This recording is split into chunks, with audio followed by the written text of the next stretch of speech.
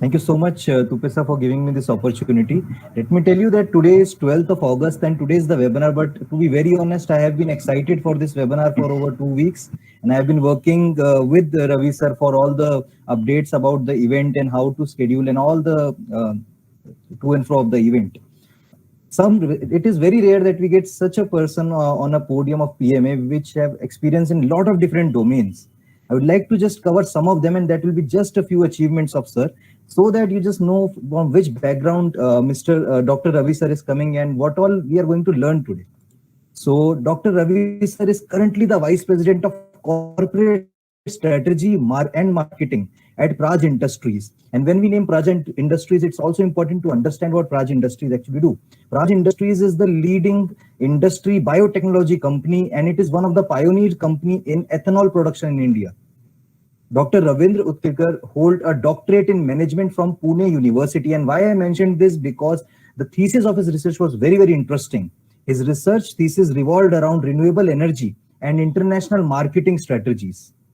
Dr. Ravindra Udgirkar have widely traveled around the world for formulating, implementing the go-to-market strategies and business strategies. Also, as an industry expert, he has addressed numerous professional forums at trade fairs and industry events worldwide. He has also worked in Singapore, UAE, and USA on deputation. Along with that, I would also like to tell that Dr. Utkirkar have a professional background of over 3 decades, and this experience revolved around the production of different various kind of projects and in both Indian and international markets. Apart from these achievements, he also have an established track record in sales and marketing, business development, and his forte, the strategy domain, with leading corporates in India and also in abroad. Dr. Udgirkar is passionate about education and has a long-standing association with various B schools in India and also abroad. He has actively participated as a member in several forums such as CII and Indian American Chamber of Commerce. Dr. Ravindra Udgirkar have published several articles and papers and also case studies that have appeared in international and domestic journals. This was all about the professional achievements of sir. Now, one of the most important things I want to tell about sir, that in his leisure time, he loves gardening and reading management books and also spending time with his family. That was about Ravi sir. I request Dr. Ravi sir to start his session. Said good evening to all of you. Pranav, thank you for this generous and long introductions. Gets a little bit embarrassing because I see a luminary of people who are very well achievers. I want to start off by thanking Mr. Bar Patil, Mr. Punde, Mr. Tupe, Anita ma'am, and also Biman. I see so many of friends here in the list, and I'm so delighted. My friend Sunil Godbole seems to have especially joined. So I'm delighted to have all of you here. Mr. Bokil, I see him there too. It's an honor to be able to engage with you on this very interesting topic. I think we are just about 10 minutes past 8, so I'll straight dive into the presentation. Is delivering superior customer experience, which is, I believe, is a winning business strategy. The way I have structured my presentation is we are just going to take a quick look at the microeconomic outlook that we have right now and also the business landscape. We are going to a little bit brush up on the customer experience concepts, then we will talk about some of the challenges, why customer experience fails or it doesn't take off as much as it should. Then we are going to actually talk about what is the roadmap for implementation if one has to take this very seriously. We are going to look at some of the success stories, what they do, why they succeed, who are those companies. And then we are also going to talk about best practices.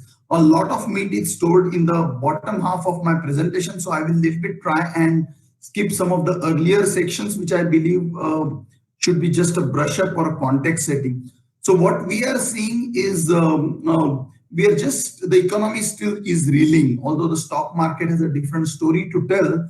The inflation and export growth parameters, manufacturing index, and there are many other parameters which still are a matter of great concern. So economic recovery year on year, definitely looking good, but still not quite as back at pre-COVID levels. Clearly, the focus is today on building public health system and infrastructure, which has caught us on the wrong foot, and naturally so that a lot of concentration is going on there. Lot of fiscal reforms which are still, the businesses are coming to terms with, whether it is GST filing, whether the after effects of the demonetization. Lot of talk that is going on in newspapers. Need not talk much about it. Clearly, life versus livelihood is a tug of war that's going on everywhere. We don't know to what extent. We just had some not so good news coming from America and some of the Western world where the Delta variant is causing a havoc. So that continues to be a matter of concern. After effects of Brexit and some of the Middle East tensions are still not quite known, and they will pan out as the time goes by. Global terror and environmental concerns, a dark shadow. I mean, only earlier this week, the IPCC Intergovernmental Panel of Climate Change released their 6th report, and which is giving us a dire concern that there is nothing that is being done to the extent of reducing carbon emissions. We are nowhere to the target that we all had committed as nations. And especially of concern to India, because India is surrounded by ocean on 3 sides, and Himalayas as a concern as the sea level rises, and there are more icebergs that are falling apart, and environment challenges are a big concern. There is got to be a priority to set aside some of the decarbonization strategies. More about that some other time. Global versus local, no winners there. You want to protect local businesses, help thrive them, especially MSMEs. At the same time, you are expecting some foreign direct investments, and you are opening up economy to foreign players for them to invest, especially on greenfield projects. And that war will continue. There are no clear winners as of now. And if we go to the business environment, we clearly have fierce competition. Demand cycle hasn't kicked in. So the competition is extremely fierce for whatever demand that's there in the market. Multinational companies coming with their high-end product portfolios, a lot of financial muscle, financing, brand building capabilities, social media campaigns is influencing and making life difficult for the Indian companies. Product life cycles are fast dying. And Me Too products are fast coming in. So, the new product development and innovation is not a matter of choice, but a business imperative. And when you invest in new product development and it has a collapse in life cycle, to recover that kind of investment is a big challenge. So on one hand, it's a paradoxical situation. You can't do without investing in new products. At the same time, the time to recover from the investments that we have put in development is so low that if you attach premium, the copycats from Me Too players are actually pulling you down on the pricing. So that's a paradoxical situation. Customers are becoming very knowledgeable. The delivery cycles are shortening. They want everything today or yesterday, so to say. And all this putting great stress on the financial performance, which is again a matter of great concern. I mentioned about technology disruptions which are coming from the players which are outside industry. Nobody thought that Internet of Things, e-wallet, e-commerce would sweep absolutely across the industry sectors, which is really the canvas of business is actually undergoing a major change, because the people who are not in the industry are also coming into the industry. For example, who thought that the tech companies like Apple, Google are going to be automotive companies? But that's happening. That seems to be getting to be a reality. A lot of policies and frameworks are evolving. The one that I talked about is about environment. A lot of statutory compliances, environmental regulations are coming into the play, which call for stricter designs. And for just to give you an example, BS6 compliant diesel vehicles would cost a fortune. So many companies decided to do away with diesel. And there are new things like carbon tax and some of the other things are in store, which would mean that the businesses would have to constantly evolve their products, processes, facilities so as to be able to comply with the new regulations. Ravi sir, just a second. Can you put your presentation on full screen? Actually, the audience wants the presentation in full screen. It is on full screen, and I think... Yes, we can. Yes. Okay, cool. I was just talking about, we just spoke about the microeconomic environment, then we little bit touched about the business landscape, how it is evolving, the environment. We were just talking about how acquiring, retaining, and growing customers has become a big challenge for businesses across the segments, across the sectors.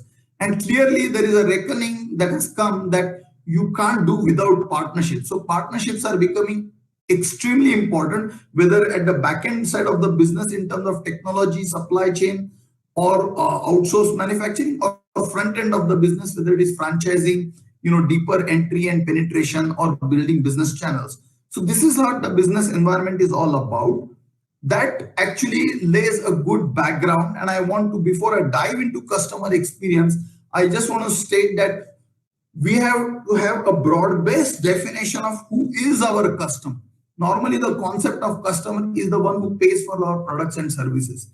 In a changing parlance, the companies are fast adopting the internal customer definition, right? And we are now extending it to a concept where every third party you interact with is your customer, because he is either enabling your business, he is either partnering you to deliver your business, or he is actually making a decision or influencing decision. In any case, everyone in the value chain in some way or other is going to have impact on your delivery. So we treat everyone as a customer. So this definition of customer is much broad-based.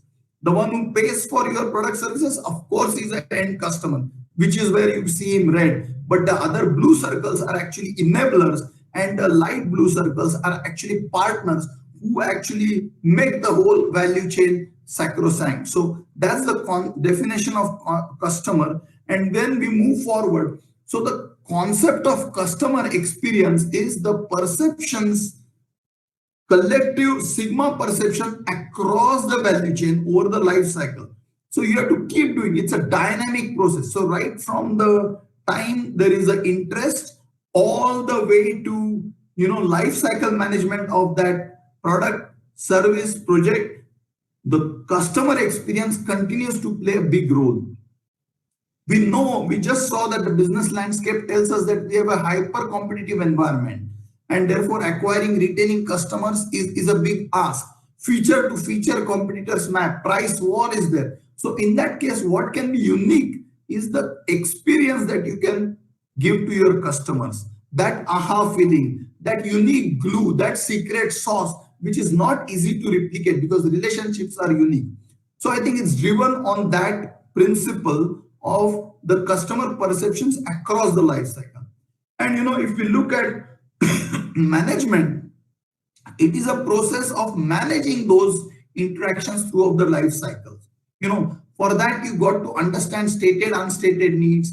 For that you got to understand customer, get under his skin and know him so well that, like Steve Jobs said, and it's coming on the slide, that even before customer understands what he needs, you should be the one to tell him that this is what he needs.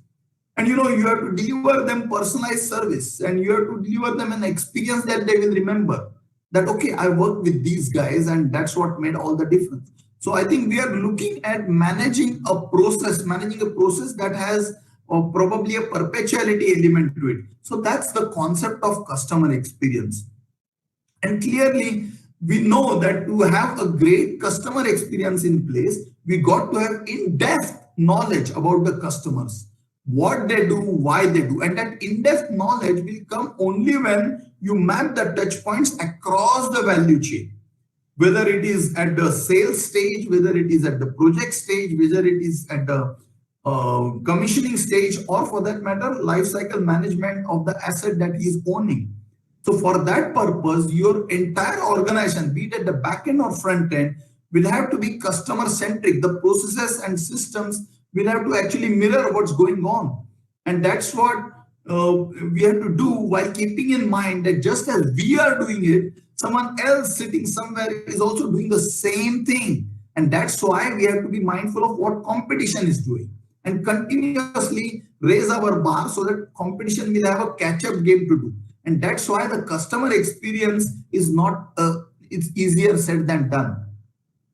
No need to actually expand on customer benefits of customer experience, but it allows you to ring fence your key accounts, which means the customer churn is lower.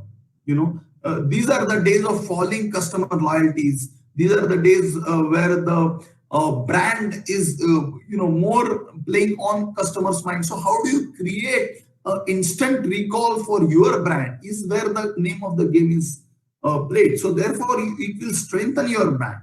And if you retain your murky customers who are going to inspire other customers, that's a great value proposition to have. And that is why superior customer experience is said to be a winning business strategy, because the account will act as a showcase installation, showcase reference. It will also draw, and it will act as an evangelist or advocate for getting further business. So what we are saying here is, if you develop the relationships which are so strong and actually your business understanding so good that you are moving from just a friend of a customer or just another supplier of a customer to a partner. And this is very, very important transition we are talking. And partnering doesn't come easy. It's a time-tested process that will get you to that status. And for that, you need to develop trust. For that, you need to give him confidence that you're always talking win-win. You're always thinking of mutual gains. And that's where this partnering status can happen. And this is an underlying principle of delivering a superior customer experience. We have to go away from a tactical or a project or a transactional mentality. And we have to move away, and we have to look and talk and think and act as if we are customers' trusted advisors or partners. And this transition is happening from being a conventional player to a customer-focused player to actually becoming a customer-centric player. For many, this is a word play, but for the people who have an eye for it, people who have deeper business understanding, there is a deep-rooted meaning in everything that we say here. Being customer-centric is by no means an easy ask. And this journey is indeed a journey which is achieved over a period of time. And it's constantly evolving because the market is evolving, customer is evolving, he is fine-tuning his strategies. You have to actually piggyback and dovetail your strategies to his strategies. So really, this is a transition more from customer focused to customer centric. And I think some of the explanation on the side gives you a story. But then what do customer centric companies do? They always think of customer. They always think, what is the best thing I can do for the customer? They always try to manage the relationships so well that there is an instant recall about you. They see how my customers win. And let me give you one example. There is a story about, Procter & Gamble sales guy wandering around in Walmart only to figure out what is the buying preference of my customers. Do they look at the right side, left side? Do they have price preference, packaging preference, branding preference? Do they look for deals? What kind of pricing they ask? And accordingly, the Procter & Gamble guy goes back and actually dovetails his product mix, packaging mix, pricing mix, and so on, so that he is able to give Walmart a better service, so that the Walmart is able to sell more to the customers. Just as the Procter & Gamble guy is doing all this, there is this Dow Chemicals guy who is coming and observing what is that Procter & Gamble is trying to do in terms of their new products, in terms of their volumes, in terms of their pricing, alternatives, and so on. And then he in turn goes back and makes those adjustments to his strategic blueprint, so that Procter & Gamble is buy from him more. And just as this Dow Chemical guy does all this, then there is DuPont, who is observing what Dow Chemicals is doing. So what we are talking here is everybody in the value chain is trying to see how his customer can win. His customer can get more business. Then he is able to get the pie, a good share of that pie. So I think the whole idea is how we can help our customer win in the marketplace. And that is real transition to being a customer-centric company. And this is the matrices on which we are talking, that you typically have a product and you're trying to sell a product. That's typically the way companies operate. But then we have to transition from finding customers who can buy my products to finding products that my customers can buy. It's a big transition. One more time, instead of finding customers for my products, I will try to find products in my own backyard, in my own kitchen, in my own R&D lab, which my customers can buy. So the whole approach is very different. And for that, we have to work on the strategies, we have to work on the people, we have to work on the processes, and we have to have our remuneration and reward matrices to dovetail that. And not to mention, the organization structure will actually mirror the organization that of a customer, so that you know you are actually a step in with him. So these are the transformation themes we are talking when we talk about the customer experience and its concepts. All this sounds great. In reality, what happens? You have to be consistently doing that. And that customer experience has to be consistent across, no matter it is product, project, business unit X, Y, Z. So the experience will be said to be a cutting edge only when there is a consistency. Not an easy thing to do. The market positioning has to be flexible because the customer may change his mix. We all saw that so many people were trying to tap the service of the service part of the value chain instead of trying to focus on the capex. So companies were trying to focus on the opex of customer instead of a capex of customer in the falling demand cycle, because operations and maintenance has to go on for the asset he's owning. And how can I get some portion of the opex budget of customer when he's holding on to his cash because of the business uncertainties and not willing to spend any capex? So I think that is very important. So for that, you need to have flexible positioning. We already spoke about importance of processes. Everything I do in my organization, how it adds value to the customer's functioning there, whether it is my packaging process, will it allow the customer to sell more? Will it attract more eyeballs? Will every feature that I add, every document that I create, will it create value for my customers? That's how the systems and processes will have to be done. Further, the data analytics today is so advanced that we need to have authentic data coming in, and it cannot be fragmented data, it cannot be obsolete data. And then if we don't have capability to analyze that data, then it's a waste. And that's always a big ask. So that's why these big management firms, PwC, Boston, Ernst & Young, Deloitte, and so on, or McKinsey, are trying to devise strategies by analyzing data. Like Mukesh Ambani once said very famously that data is new oil, but what you do with that data is more important than anything else. And that's why imparting superior customer experience despite best intentions is never an easy thing. And if we go further to the challenges part, management has too little time to dedicate to customer experience because they have countless things in hand, and this is one business enabler. It's not direct sales generator, it's not direct sales deliverer. So it cannot dedicate that much time. The processes across the value chain are not very integrated or comprehensive that can ensure the consistency irrespective of business unit, irrespective of what stage of business cycle. CXO priority to the customer experience is little because they're busy to report financial performance for the quarterly earnings. Higher sales, more customer retention, more profitability, execution excellence, operational excellence, procurement excellence, and so on. Which is why the customer experience doesn't get the kind of focus as it should get.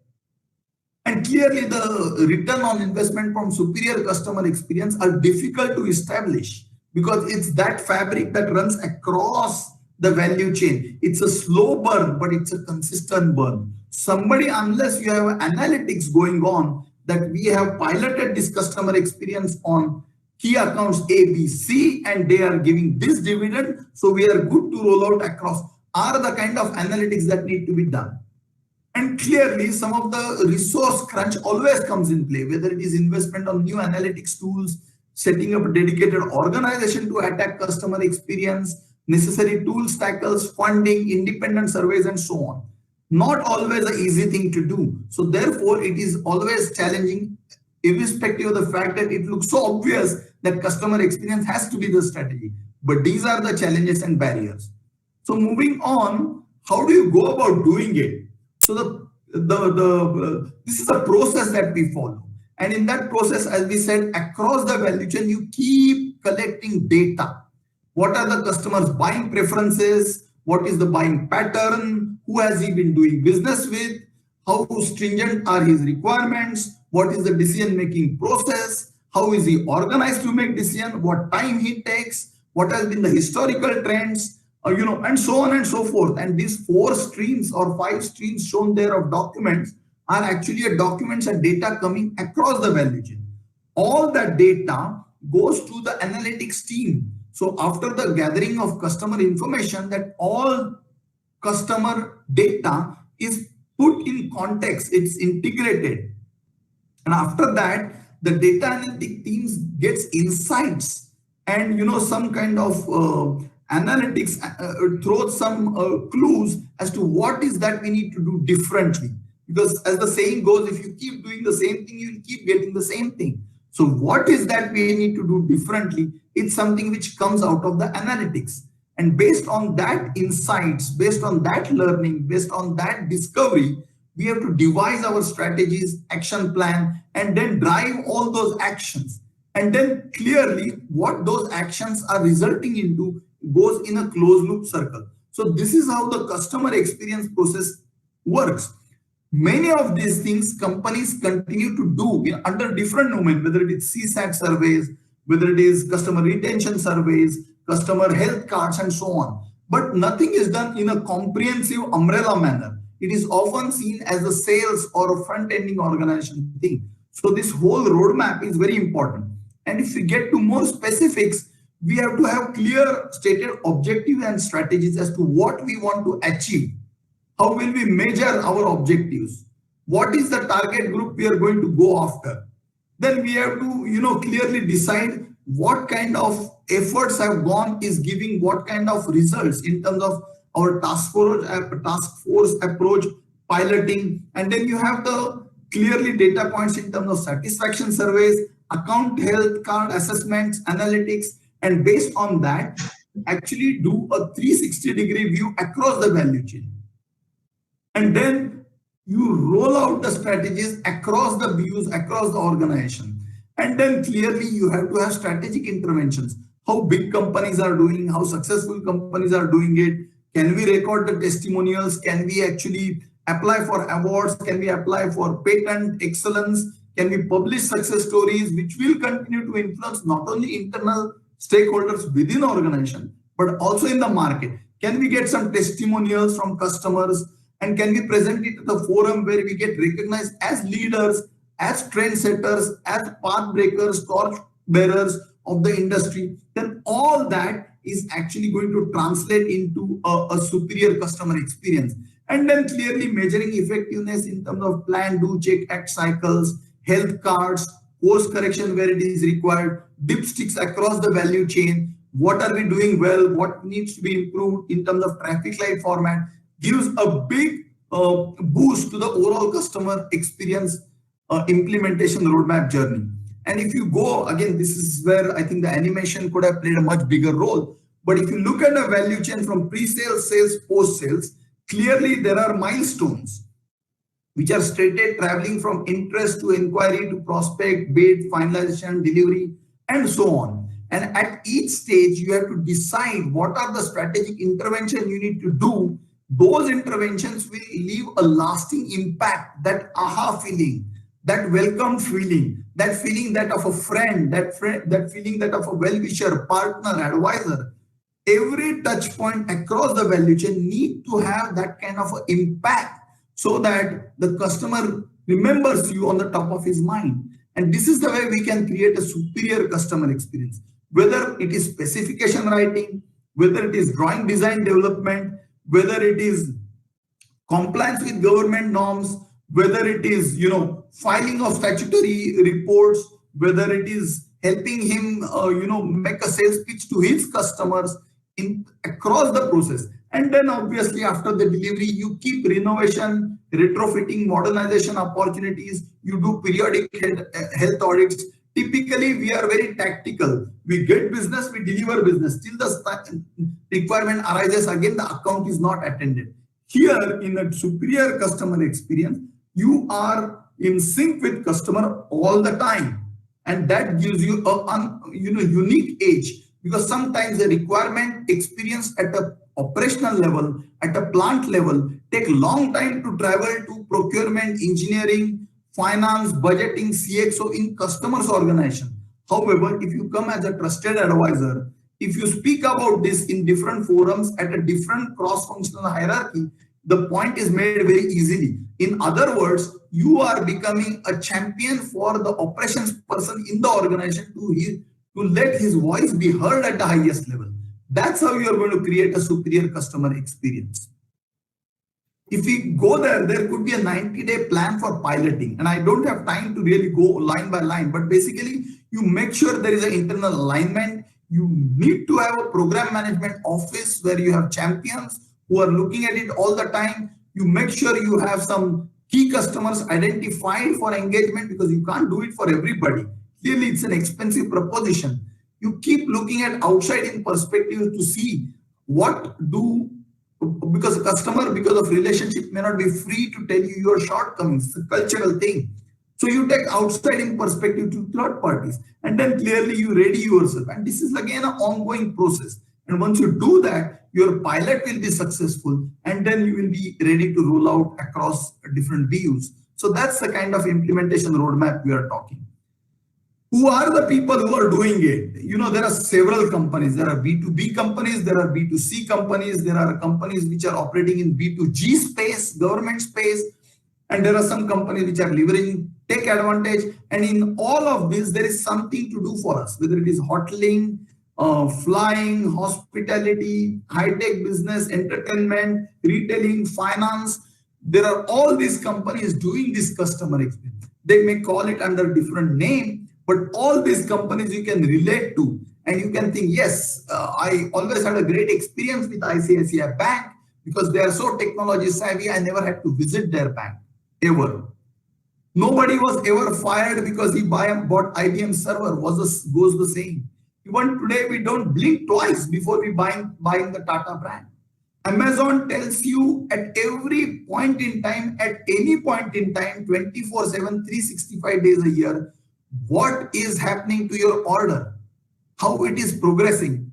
There is a return policy, there is a pricing, and so there are so many things everybody is doing. And there is one company, Honeywell, in B2B segment that actually does that also. So I think there are these success stories. So how they do it? They actually walk the talk. They develop the trust. They build their brand. They commit what they do, and they deliver what they committed. So it's a two-way street. Promise what you can deliver, and deliver what you promise, as the saying goes. You look back and check the entire process and reinvent where are the redundancies, where are the inefficiencies. So they start from the back. They become disruptors. So they harness the technology much ahead that others can harness.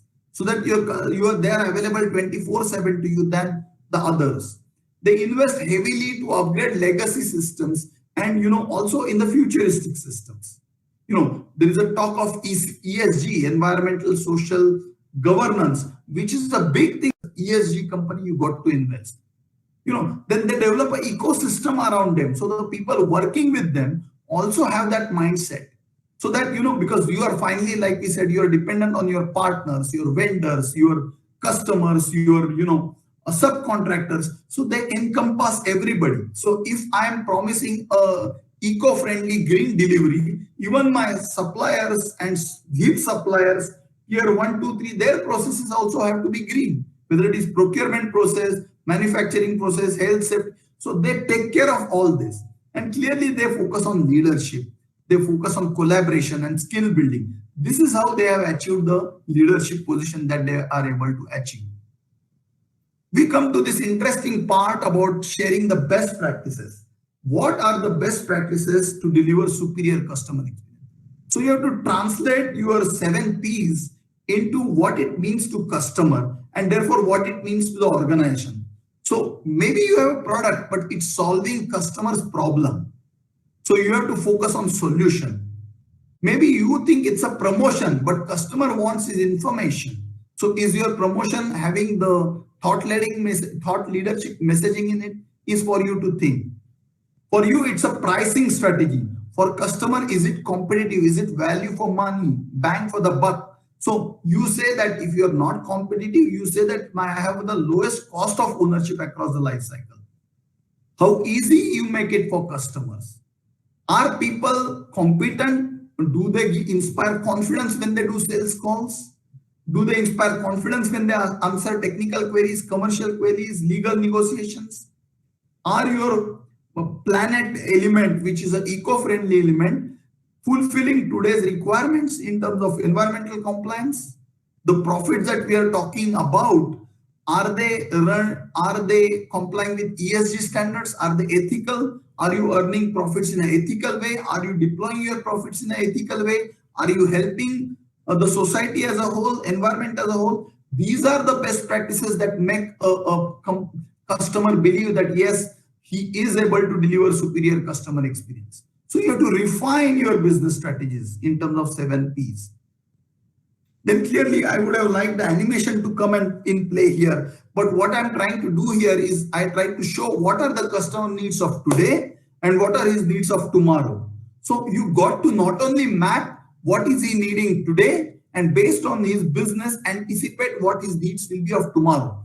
This I have done for a B2B company. It may be relevant, it may not be relevant for everybody, but generally this is how customer requirements are panning out, because like I saw in the earlier thing, customer is knowledgeable. He keeps asking more and more for less and less. So what are the things that is he asking? So we got to map his asking, which are stated needs, and we got to understand, anticipate his unstated need.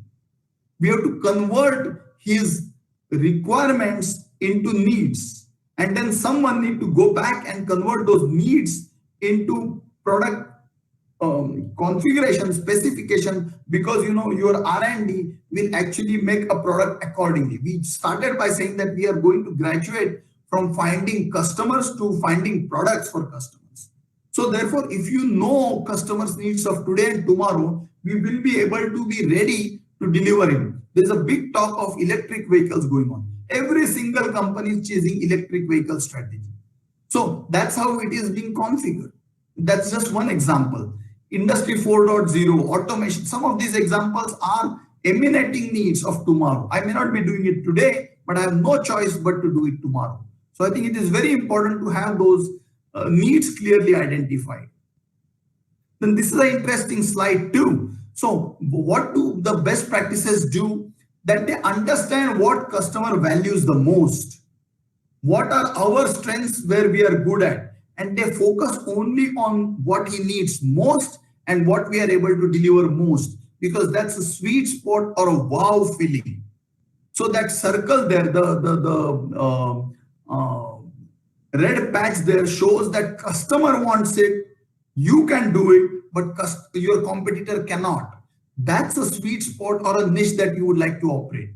Unfortunately, that niche is never perpetual, because the minute your competition realizes, he is going to catch up and he is going to be able to do the same thing. So you have to move your bar, raise your bar and do even better. So that's how this wow spot is where you want to operate.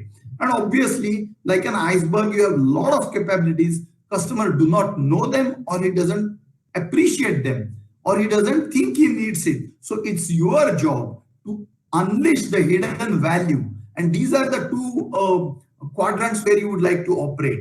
And the bottom two are completely something which are value eroders. You have to get away. So where to play and how to win is an important part of the customer experience journey.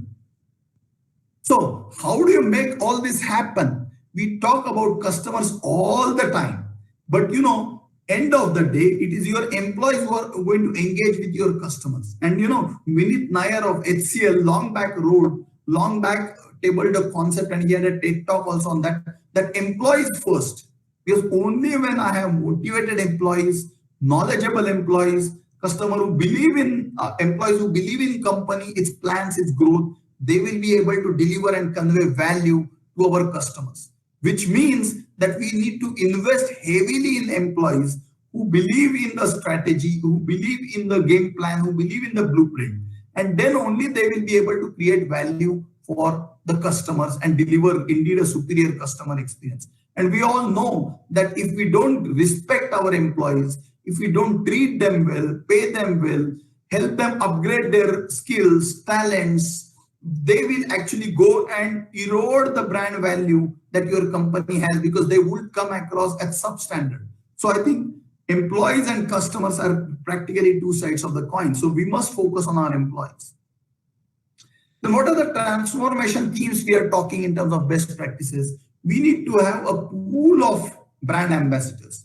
Typically, companies' face are the CXO level people. But as we know, leadership knows no hierarchy. There could be a leadership at graduate training level. There could be leadership at all levels in the organization. So you need to identify those people and groom them to be your brand ambassadors. You need to enhance your engagement at various forums so as to give the world a feeling that you are leaders in delivering a superior customer experience. You need to give that by way of every touch point, every collateral, whether it is digital collateral, physical collateral, audio visual, flash, VFX, whatever it comes to. You need to invest heavily in business intelligence, market intelligence, analytics. What does it mean to me? What is that I need to change? Which stove I should put on a slow burner? Which pot I should bring up and put in the front burner? Constantly, it is the market intelligence, business intelligence that's going to drive the success. And clearly, you need to go out there and demonstrate that you can do it. And without harnessing technology advancement, it's just not possible to do it. How can we succeed? We need to be patient. We need to bide by time, because the results like customer experience won't come overnight, won't come in a year, 2 years. It's a slow burn, like I said. But the companies who have been able to do that have been able to do that consistently. It's like a back-end process running 24/7. The approach has to be inclusive, because it's not about front-ending, because there is a misnomer that customer means sales, customer means marketing, customer means business development. That's not true. Everybody contributes to making either superior customer experience or inferior customer experience. So we need to have an inclusive approach. Top management engagement is key all the time. Third party dipstick studies, which are going to be eye-opener, very important. We need to tie in our reward remuneration process as a part of performance management to the customer experience. We need to allocate enough budgets. We need to only roll it out to key customers, otherwise it's not viable, because this means that you are going to invest significant time in imparting customer experience, devising processes, refining products, making special documentation, special outreach programs, and so on. So it cannot be done for everybody. This is the best practice that they follow. Why it doesn't work? Because it's not a silver bullet that you take it, you introduce it, and it doesn't work. So it has to be a long drawn process. The methods often are found wanting. There are no linkages. The organization structure is not easy or nimble to be able to mirror customers. Sometimes we run out of patience too often, that we burn dollars, but nothing is coming out. So we need to change processes, which is a big ask by itself. And who is going to do it? It's not a revenue fetching activity. It's not a cost fetching activity. In fact, it's a cost center. So it's very difficult. After all, it's a cultural change management, which has always been so very difficult. And then, more often than not, we find that organization is taking far too many initiatives at a point in time. So the desired priority cannot be attacked. There is a new product development going on. There is manufacturing expansion going on. There is business excellence audits that are going on. And then there is a, new market that we always want to enter. And then there is new, ESG compliance we need to take, and so on and so forth. So this takes a backseat. And these are the pitfalls which we need to watch for, because only when we pay attention, we will be able to succeed. My last one slide is about, you can take a screenshot. Anyone interested in customer experience, customer centricity can do this for more knowledge. People like you in this forum to share knowledge. I'm grateful to, again, PMA management, especially Mr. Tupe, Mr. Patil, Mr. Pund, Anita ma'am, and also the volunteers, Pranay and team, for giving this opportunity. Thank you. The floor is open. Thank you so much, sir. The day everything goes to CFO for budget approval, and then when it comes to signing on the dotted line for the budget resources to do this, there is a question asked about ROI payback. But the you have to change before change forces you to change. So goes the saying, right? So things like business excellence. And my friend Sunil Godbole is here. He practices business excellence a lot. Once it was thought of a fancy thing, today business excellence is seen as very common thing.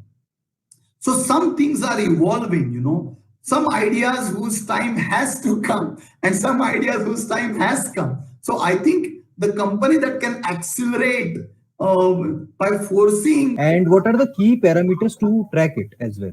Wonderful. Manish, you are a veteran in market survey, market research. What am I to answer you? I'm so happy that you're here. The customer experience metrics can be different for different companies, right? Depending on whether I'm a product company, project company, whether I'm a solutions company, consulting company, right? Whether I have international, domestic customer, what are the criteria? What are the drivers for my sector, segment, company?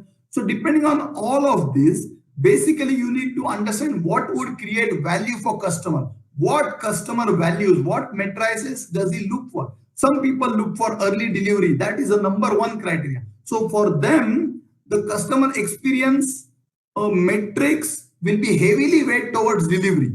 Some value technology, so that weighted average matrices will have a heavy on technology, right?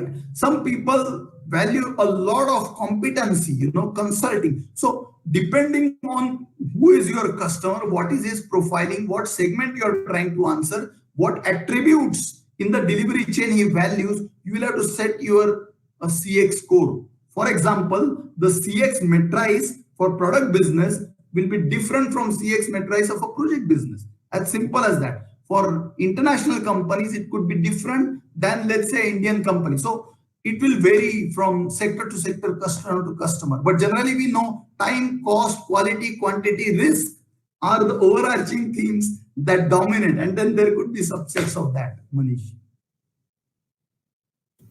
KPI, and that's what I said, that tying the CX deliverables to the PMS is very important, because that's where everybody knows that first and foremost, every employee must know that he's contributing to it. That's where we start. And then, dive into his KRAs, and then, we can talk a lot about it, perhaps. Thanks, Ravi. Thank you so much. Yeah, Manish. To understand, as the audience belong to MSME, where do a MSME person or a person who's working in MSME have is slightly limited? This, Bimal, thank you for being there. He's a good friend, and I'm grateful that he's here and this question is asked.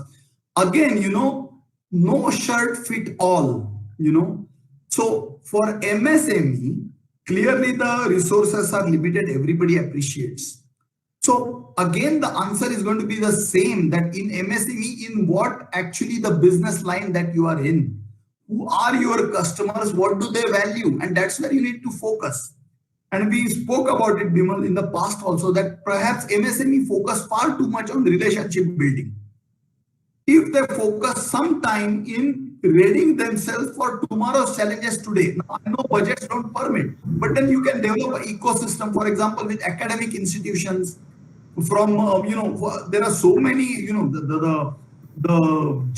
Germany, the model is totally dominated by MSME companies who work in tandem with the institutions. So there are several projects, and in India, we do not harness the prowess of academic institutions and their capabilities as much in the business stream.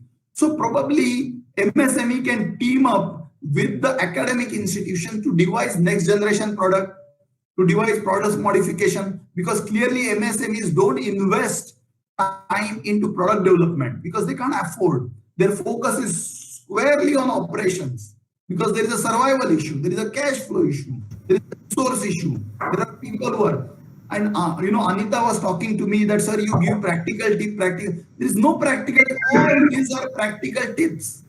What is relevant for you is you need to pick, it's like going to buffet. there is a great variety and food spread. Depending on what your health permit, what your likings are, what appetite you have, you can pick and choose the one that fits your bill. So MSME, depending on what its customer values, what its segment poised to go into, because another thing that MSME don't do as much is market research, which means what is ahead of curve.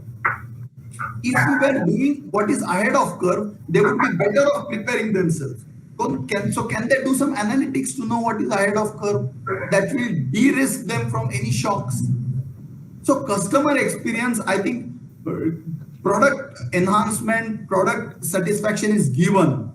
Documentation is another area. Service is third area. The list can be on long list. But again, you will ask what Experience, and customer experience is related to the employees, because employees are anyways going to give the customer experience. But as we also know, there are two types of employees. One is the customer facing employees, one are the inward looking employees. Again, a very interesting question. How can you suggest some customer centric initiative for the inward looking employees, those who are not customer centric or customer facing? Yeah. Okay, that's a great question. And I started by saying that the concept of customer has changed dramatically. The whole thing is about internal customer relationship. So for inward organization or the delivery organization, as we call it, you got to make them believe which pie of the rainbow belongs to them. So first of all, as a management, we need to draw a rainbow for them. That this is a rainbow as an organization we are creating for our customer, which brings smiles. How they contribute to them making that rainbow is something more often than not understood. So first and foremost, they got to believe that they are the one who are making it happen. I think, was it Flipkart or Amazon? I do not know. But when I received parcel one day, it had a tick saying that, sir, my name is so and so, my mobile number is so and so, and I was delighted to package this to your satisfaction through this environment friendly packaging, and I hope it meets your satisfaction. So someone who was in packaging could actually make a connection with customer. Is he a customer facing? He is not. So the same way, you got to make everybody across the value chain believe that whatever you do contributes to customer satisfaction or dissatisfaction. So the process is just as much important internally as it is externally. So the boundaries of customer facing, non-customer facing are fading, because many times people like, for example, CII or many other, Mr. Godbole is here and he can tell you, when they do business excellence audits, actually the auditor comes and wants to engage with people on shop floor, people who are procuring, packaging, to know from them. So if they don't have the appreciation of what they do contributes to satisfaction, dissatisfaction, revenue growth, revenue degeneration, they will never relate to it. So it is management's job to make them believe that they are part of value creation. Once that belief comes in, I think the rest is not so difficult. Take the last question because the time is already I'm ended. okay. Yeah, I'm fine. Yeah. Okay, Kanchan ma'am, you can unmute and ask your last question, and then we'll end the session. Thank you, ma'am. Thank you, Pranay. Job description and hierarchies and position, this is evolving canvas, right? So you have to create that. It's again the same thing. It's not quite unstated. It is a stated need that there has to be a dire need for customer acquisition. There is a dire need for customer retention. There is a dire need for customer growth. So the only issue is it is not attributable to a group. So from your point of view, you need to make, or you need to sell that belief to the management to be able to make them take action to this effect. But remember, it is like a heavy lifting, because a lone analytics person, a lone designer, a lone architect can't do anything. Ultimately, the whole is a team effort, right?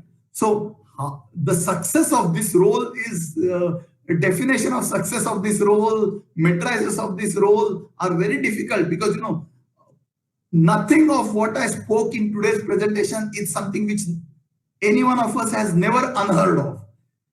Everybody knows some of these things, but it's a matter of how you put things together, how you connect the dots, and how you make a fabric which is actually seemingly much better than what individually we were thinking. So I think and then, there are more customer centric organizations where this is an accepted stated practice. So there it's a cakewalk that customer experience professionals are welcome.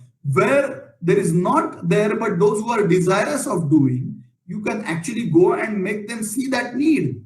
For that, you need to make some case studies. For that, you need to create some research that, this is what in your sector, this company has done to retain and grow this client. And that is how I can do it for you. I can be a good enabler for you. That story is a hard sell because it's about headcount, it's about combined effort, it's about yet another initiative. So it's never easy. So although I don't want to sound, because again, I know Anita told me clearly that this is MSME and this is the heavy stuff. Nothing is heavy. All this is coming. How soon it will come and hit you is your comprehension. It's our ability to appreciate, understand whether this is relevant for us or no. So I think this is coming. The earlier you can